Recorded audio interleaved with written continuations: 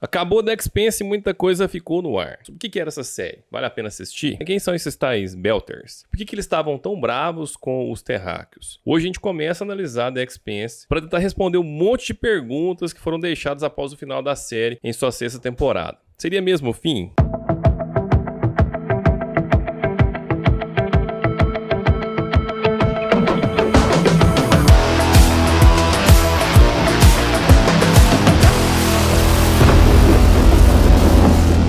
Salve, gente, Márcio aqui do Antessala Cinema Vídeo. Hoje a gente começa uma série de vídeos para falar de uma série que foi considerada uma das melhores séries sci-fi de todos os tempos. Pois é, a gente vai falar mesmo de The Expanse, que começou com 3 primeiras temporadas sendo produzidas pelo canal Sci-Fi e depois foi cancelada no final da 3ª temporada. Ela foi resgatada pela Amazon Prime, que produziu mais 3 temporadas com um novo fôlego, um tom mais empolgante, embora ela tenha finalizado na 6ª temporada agora com muitos acontecimentos, ficando aí um pouco sem explicação. Hoje a gente começa revisando aí os principais acontecimentos da primeira temporada da série. Para não ficar um vídeo cansativo, eu vou dividir a primeira temporada em 2 vídeos. Então hoje eu te passo a primeira parte e no próximo vídeo a segunda parte desses principais aspectos da primeira temporada. Para facilitar para você acompanhar aí, eu também já vou deixar na descrição do vídeo o link de todas as playlists do canal. The Expanse vai ter sua própria playlist para você acompanhar mais fácil o que eu for postar daqui para frente. Então eu já vou deixar embaixo para você ficar mais fácil. Então, sem mais delongas, já vou começar te contando que The Expanse é uma série de televisão estadunidense criada por Mark Fergus e Rock Otsby, baseado na série literária de mesmo nome de Daniel Abraham e Ty Franck, ambos escrevendo com o pseudônimo James S. A. Corey. A série, portanto, é uma adaptação de um conjunto de 8 livros dessa dupla. The Expanse recebeu a aclamação da crítica, com elogios especiais por seus visuais, desenvolvimento do personagem e narrativa política. Recebeu um prêmio Hugo de melhor apresentação dramática e 3 indicações ao prêmio Saturno de melhor série de televisão de ficção científica. A temática da série é a seguinte: chegamos ao século 23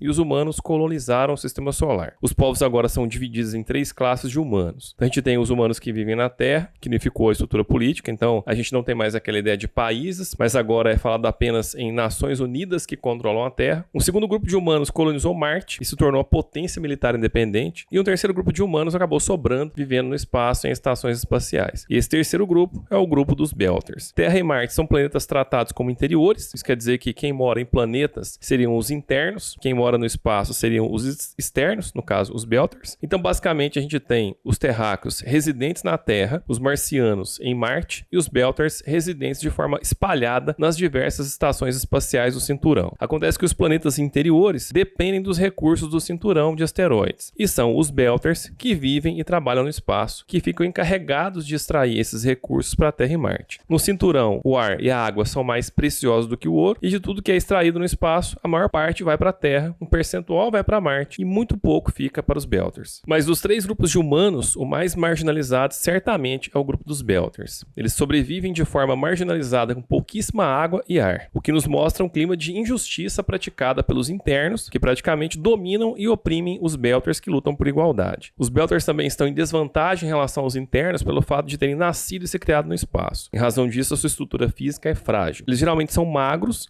e de estrutura óssea e também cardiovascular prejudicadas. Eles não suportam altas gravidades, como da Terra, por exemplo, o que de certa forma condena eles a viverem eternamente no espaço. A principal estação abordada nessa primeira temporada é Ceres. Ceres é tido como o porto mais vital do cinturão. Além de ter estado coberta de gelo, permitindo a extração de água suficiente para mais de 1000 gerações, ela também é rota próxima de Saturno, uma região muito rica em asteroides de gelo. A estação é controlada pelas Nações Unidas, no caso a Terra, e a produção de água decorrente de pedras de gelo espacial foi destinada em sua maioria para a Terra e para Marte, deixando os Belters que ele trabalham na condição de escravos. Então aqui a gente já vê a desigualdade que fomenta a insatisfação dos Belters. Inclusive no primeiro capítulo, a narrativa feita por um Belter ressalta de uma forma muito cristalina essa desigualdade. Ele diz: mas a imensa riqueza e recursos que fluem pelas nossas portas não foram feitas para nós. Os Belters trabalham nas docas, carregando e descarregando a carga preciosa. Nós Belters trabalhamos e sofremos, sem esperança e sem um fim. E essa introdução já conta pra gente o cenário econômico e político da história. A Terra controla Ceres, passa parte da água para Marte, mas deixa os Belters em situação de miséria. Enquanto Terra e Marte têm água e ar suficiente para seu consumo, na estação Ceres, Belters se submetem-se a regimes de escassez cada vez mais severos. E na série toda, em nenhum momento a gente vê a Terra ou Marte privados de água ou ar, mas em vários momentos a gente vê a injustiça cometida contra os Belters, que são responsáveis por extrair esses elementos e, no entanto, vivem em racionamento. Para eles, esses recursos são sempre controlados. Por causa desse cenário de exploração da Terra sobre os demais, principalmente sobre sobre os Belters, há décadas que a tensão cresce, chegando a um ponto em que Terra, Marte e Cinturão estão à beira de um colapso de uma guerra. Tudo que é preciso é uma mera faísca para gerar um conflito entre os três grupos. A história de The Expanse começa na nave Scopuli, em que está Julie Mal, filha de Julius Pierre Mal. As cenas mostram pra gente que ela tá sozinha na nave, enquanto toda a tripulação parece que morreu, e ela logo descobre um tipo de vida extraterrena se alimentando do reator da nave. Enquanto isso, a nave Canterbury está no espaço coletando blocos de gelo para levar para Ceres. Entre a tripulação da Canterbury estão James Holden, Naomi Nagata, Amos Burton e Alex. A Canterbury recebe um pedido de socorro da Scopuli e Holden não consegue ignorar o pedido. Logo, Holden, Naomi, Amos e Alex embarcam na nave Knight e vão até a Scopuli averiguar o pedido de socorro. Chegando lá, a Scopuli está abandonada e só encontram um dispositivo marciano que gerou o pedido de socorro. Quando eles estão voltando para a nave Canterbury, ela é atacada e destruída, matando toda a sua tripulação. Após a destruição da Canterbury, o grupo de Holden tenta perseguir a nave atacante por entre uma chuva de asteroides e a nave deles acaba ficando danificada. Em Ceres, a gente conhece o detetive Miller, responsável por manter os Belters na linha. Em diversas vezes ele é questionado pelo seu próprio povo, afinal ele é um Belter que defende a ordem dos internos. Inclusive ele é referenciado como o Elwala, que significa traidor do meu povo. O Miller então recebe a incumbência de investigar o desaparecimento de Julie Mal. A gente vai para o segundo capítulo da série e ele nos mostra a figura de Sadavir Ehrenreich, o subsecretário-geral das Nações Unidas. Nesse capítulo a gente também vê mais de perto a subsecretária adjunta da ONU, Christian Avasarala, que foi introduzida no primeiro capítulo. Avasarala é uma política articuladora, manipuladora e muito inteligente. Apesar de ao longo da série ela tentar adotar uma posição de mais boazinha, por assim dizer, ela é muito manipuladora e não abre mão de estar no controle da situação. Inclusive a gente vê uma cena dela torturando o Belter para obter informações. Esse episódio serve mais para contextualizar a história e não traz mais grandes acontecimentos. E a gente pula lá então pro terceiro episódio, onde a gente vê que a nave Knight, onde está o grupo do Holden que estava à deriva, é resgatada por uma fragata marciana da classe Donager. Após o resgate, a tripulação de Holden é detida para esclarecimentos. Acontece que antes deles serem resgatados, o Holden emitiu um pronunciamento responsabilizando os marcianos pelo ataque e pela destruição da nave Canterbury. E no seu interrogatório, enquanto o Holden acha que foram os marcianos que destruíram a nave, os marcianos tentam investigar o que está acontecendo. De volta em Ceres, Miller segue a sua investigação e se depara com Anderson Dawes, um líder Belter considerado um dos principais articuladores de um grupo Belter conhecido como APE, que é a sigla para Aliança dos Planetas Externos. Esse grupo, inclusive, é considerado pela Avasarala como um grupo terrorista. Na Terra, a Avasarala faz um jogo perigoso para investigar se Marte está ou não por trás do ataque a Canterbury. Ela desconfia que Marte está cedendo tecnologia furtiva para naves da Aliança dos Planetas Externos. Então, em um almoço com o embaixador de Marte, Franklin DeGraff, ela diz: nossos agentes pegaram um agente da APA com compostos furtivos marcianos. Marte está trabalhando com a APE. Temos provas. Achamos que eles estão fazendo uma jogada para tomar Ceres. DeGraff diz: isso não é possível. E a Avasarala responde: acho que você os ama demais. O que a Avasarala está fazendo aqui é só jogar um joguinho, jogando uma pérola no DeGraff, na certeza de que ele vai levar isso adiante e ela vai obter a informação que ela tanto deseja. E é exatamente isso que acontece. Como boa articuladora, ela manipula ele direitinho. O DeGraff entra em contato com seus congêneres em Marte e isso gera um aumento nos contatos entre o alto comando de Marte e 9 instalações da Marinha